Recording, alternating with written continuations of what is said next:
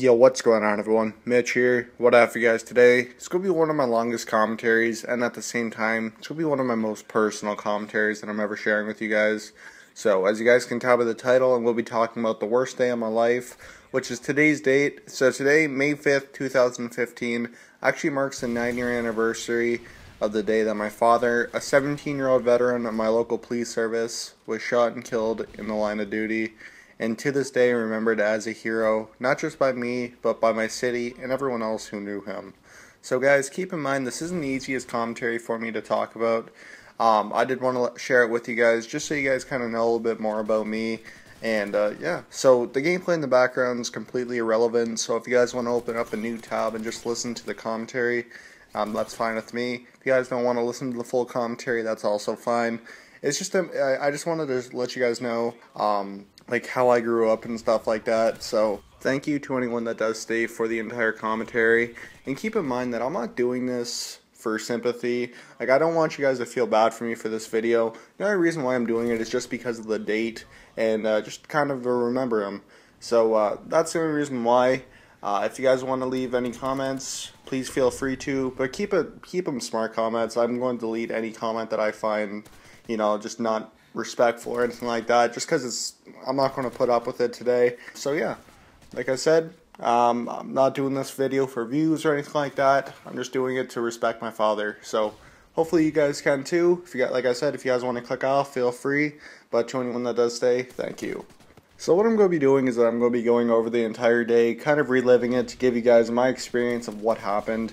And like I said, keep in mind, this isn't the easiest thing for me to talk about, so if I stutter at all, that's the reason why. But yeah, I'm going to get right into the story just so the commentary isn't too long. So it's May 5th, 2006, and I get up, get ready to go to school, just do my morning routine, just like everyone else in the house, and nothing seemed out of the norm. Everyone was doing what they were supposed to do, and my dad would get up, get ready to go to work, and I think he left around 10 to 15 minutes before I'd go to school every morning, and he had the same routine as well. Before he would leave, he would always say bye to my mom, sister, and me. And like I said, nothing seemed out of the norm. Same exact thing happened. He said bye to my mom first, then to my sister. Then I ran downstairs to say bye. He said, "Bye, Mitch. Love you. Have a great day at school." I said the same back to him, except obviously to go to work. And then he walked out the door. And that was the last time I remember my father alive. And that was the last time I saw him alive.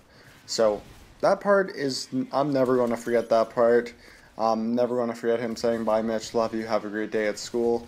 Last time I ever heard my father's voice, and I can still hear it to this day. I will never forget that, and yeah. So now I'm going to skip forward to when I was in school. So it's around 1:30 now, I was in class, and everyone in the class could hear sirens. We started to hear sirens starting at around 1:30.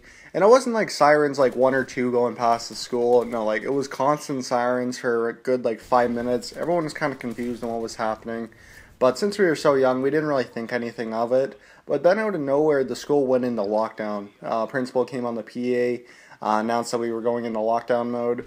And everyone was starting to get a little bit confused. Now we've had lockdown drills in the past before, so we kind of knew what to do.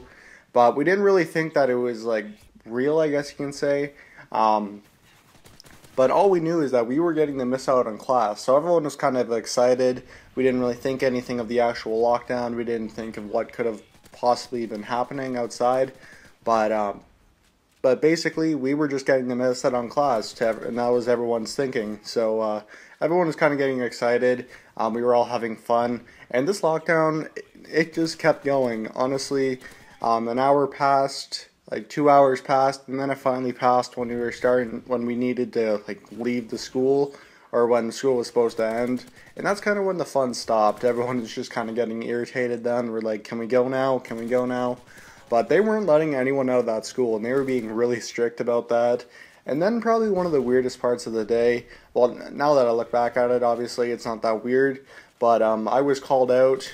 Me and my friend in my class were called out, and because our principal and then 2 other teachers came to my class and got me and my friend, and then we went to my sister's class and got my sister and her friend, who was my friend's sister. It's kind of weird to explain there. But basically their mom picked us up because their mom was really good friends with my mom. And holy crap, that's kind of confusing. But basically we were allowed to leave the school. And as we were leaving, like, all the parents from the other students were getting like really pissed off. We didn't really know why. I had no idea why I was allowed to leave the school, but everyone's like yelling at us saying, hey, why are you allowed to get your kids and stuff like that. And I was just really confused at that time. But now as I was getting a ride back home, which, keep in mind, I only lived 4 blocks away from my school. It was like a 2-minute walking distance from my house. As I get on my street, we start to see a lot of police cars. And like I said, I was only 9 years old, so I didn't really think too much of it. I was just getting ready to go home, tell my mom that I was in lockdown for that long. And I was actually getting excited to go tell her that. And that's all I could really think about.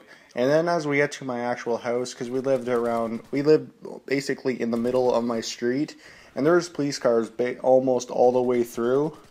And like I said, I didn't think too much of it. But then as I got into my house, I started to feel that there was something wrong there, because I saw a lot of people. There was literally 60 to 80 police officers in and out of my house. So I didn't really know what to think at this point. But then once I got in, the mood definitely changed. I definitely saw a lot of people crying. And I saw one of my aunts crying. And then that's when I kind of knew something was wrong. But at the same time, I was still excited, wanting to tell my mom I was in lockdown for like 3 hours. And then what happened was I got brought upstairs. And my mom and my grandma were sitting there on my bed. And they bring me and my sister in there. And my mom was in there. And she basically sat us down and explained what happened through the day. And I remember what she said. She told us that there was something wrong that happened through the day with my father, where he got into a confrontation with 2 teenagers doing a drug deal. He tried to stop it. And she said that one thing led to another, and he was shot. And my initial reaction was just obviously shock, because I'm 9 years old and I just find out that I don't know what really happened, but all I know is that my father was shot. She didn't say she didn't initially say that he passed away, obviously. But I remember my exact words, what I said. I'm like, is he alright? Is he going to be okay? And then that's when she shook her head, and that's when I knew what happened. That's kind of when it hit me. And then just for the rest of the day, like, all I remember is just crying. That's going to be obvious. If you've ever lost like a family member, especially a parent, it is one of the hardest things. That is, at least if you're really close with them, because I know there's some people out there that might not be too close with their family, that might not have a close relationship with their parents. But I have a really good relationship with everyone in my family, even my aunts and uncles. Everyone in my family knows each other, and we just have a really good family. And to lose a parent, it definitely is one of the hardest things. It's absolutely devastating. So obviously you're going to be crying for the rest of the day, and that was obviously the hardest part of the day for me. And that's basically, and then after that it just kind of goes blank. All I remember is crying for the rest of the day. And just having a lot of people talk to me about it, trying to, I guess, explain to me what happened, and also just kind of not necessarily cheer me up, but almost to keep my mind off it. So that's all I remember for the rest of the day, and yeah. Okay, so now what I'm going to be talking about is something I haven't talked about in the past 2 commentaries about this, and that is how it actually happened and what went down for him to actually get shot. So this is probably going to be the hardest part for me to talk about. I haven't obviously seen what happened. There is a security camera that picked everything up. This is just from what I've heard from people who have actually seen the security camera. Obviously I haven't seen it before, nor do I ever want to, for obvious reasons. But I'm going to be getting into what actually happened. So my father was at a gas station, and keep in mind, all this happened 4 blocks away. Not 4 blocks from my house, because that's across, but 4 blocks down the street on my actual street. So that's actually a really scary thought, that all this happened with it extremely close to where I was and also to where I lived. But basically what happened was he was getting gas for his vehicle, and he noticed, as he was pumping in the gas, he noticed that there was two teenagers standing by the convenience store that was attached to the gas station. And I guess they were acting suspicious, putting stuff in their pockets and stuff like that. And they were actually doing a drug deal. They had crack cocaine on them, so keep that in mind. And my father, I guess, like I said, he was an undercover officer, so he was plain clothes, so they couldn't really tell that he was police. But he went over there, confronted them, asked what they had in their pockets, and they were refusing to tell him what was in their pockets. And I guess this went on for like a minute, where he was trying to see what was there. And then finally what happened was my father, he reached for his wallet so he can pull out his badge to show him that he was police. And as he reached for it, one of the cowards reached in their own pocket, pulled out a gun, raised it, and fired. And unfortunately it did hit him in the neck area, and right after they shot, both of them took off running. Keep in mind these kids were, I'm going to say kids, but they were 18 and 19, and they both took off in opposite directions running. And to everyone's amazement, my father, still after being shot in the neck area, was able to unholster his own weapon and get 2 shots of his own off, which is, it's a crazy thought to think that even after being shot, he still had the mindset of still trying to catch them. And unfortunately these shots didn't hit them. I guess it hit a pole and a fence, because he was probably in shock anyway, so obviously his aim isn't going to be good. But he still tried to chase after one of them, which is crazy to think about, that he still had that mindset after being shot. But obviously the guy was, being so young, the one guy ran, and he ran pretty fast. And my father, trying to still keep like an eye on him, I guess he collapsed once. And after the 2 shots he did shoot, I did want to mention that his gun actually jammed on him, so that's why he wasn't able to get anything off after that. But now as he was trying to keep an eye on him, he did actually end up collapsing once. And I guess after he collapsed, he somehow managed to get back up to try to see where he was, and he tried to call for help. But like I said, he was undercover, so he was in plain clothes. So I guess no one really thought that he was an officer.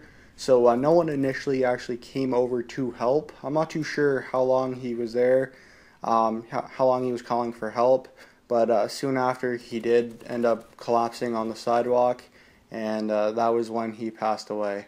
Okay, so that was definitely the hardest part for me to talk about in this commentary. But anyways, to anyone that was wondering about the guys that did it, both of them were thankfully caught. The guy that actually pulled the trigger, he didn't make it far at all. He was caught within, I think, 15 minutes because of someone that was following him in their car, giving his location to police. And I am honestly so thankful that he was caught, because I don't know what I'd do with myself if I found out that the person that murdered someone in your family is still on the loose. Like, I'm just so thankful that he was caught.